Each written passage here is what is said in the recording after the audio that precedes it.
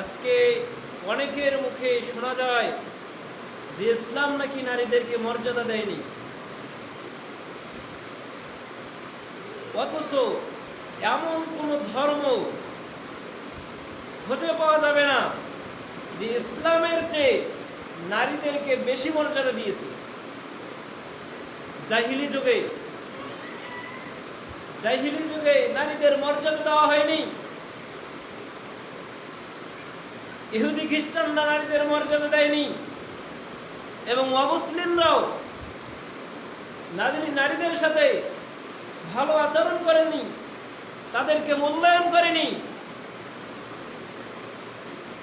একমাত্র ইসলাম ধর্মই নারীদেরকে মর্যাদা দিয়েছে। ওই জাহিলি যুগে যখন কন্যা সন্তান যখন জন্ম নিত, তখন তারা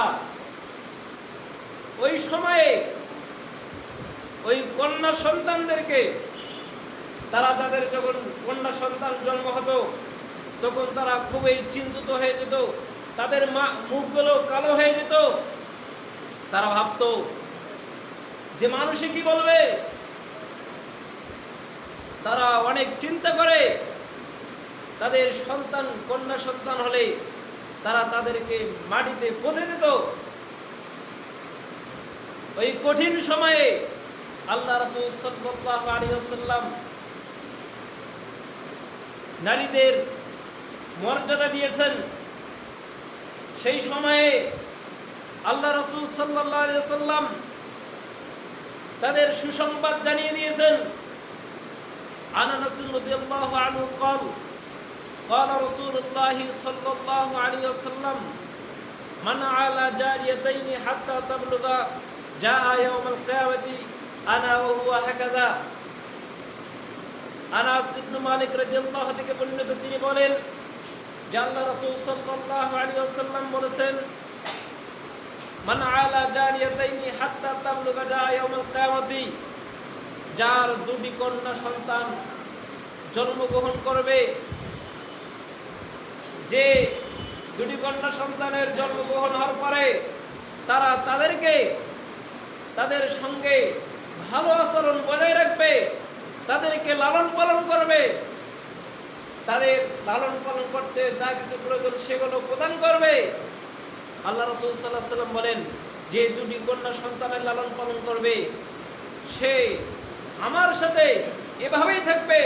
আল্লাহ রাসূল সাল্লাল্লাহু আলাইহি ওয়াসাল্লাম দেখে দিলেন যে দুটি আঙ্গুল, আল্লাহ রাসূল সাল্লাল্লাহু আলাইহি ওয়াসাল্লাম একত্র করে দেখালেন যে দুটি কন্যা সন্তান লালন পালন করবে সে আমার সাথে এভাবেই থাকবে। কাজেই সেই সময়ে আল্লাহ রাসূল সাল্লাল্লাহু আলাইহি ওয়াসাল্লাম সুসংবাদ দিয়েছেন। আবু সাঈদ খুদরী রাদিয়াল্লাহু থেকে তিনি বলেন, আল্লাহ রাসূল সাল্লাল্লাহু আলাইহি ওয়াসাল্লাম বলেছেন, মান আলা সালাসা বানাতিন ফাআত্তাবাহুন্না ওয়া যাওয়াজাহুন্না ওয়া আহসানা ইলাইহিন্না ফালাহুল জান্নাহ।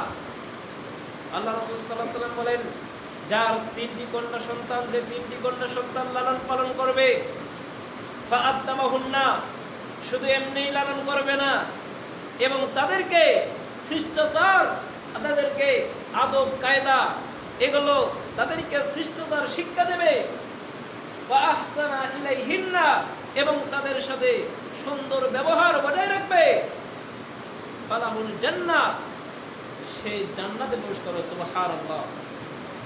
তাহলে দুটি কন্যা সন্তান লালন পালন করলে আল্লাহ রাসূল সাল্লাল্লাহু আলাইহি ওয়াসাল্লামের সাথে থাকার সুযোগ পাওয়া যায়। তিনটি কন্যা সন্তান লালন পালন করলে জান্নাতে থাকার সুযোগ পাওয়া যায়।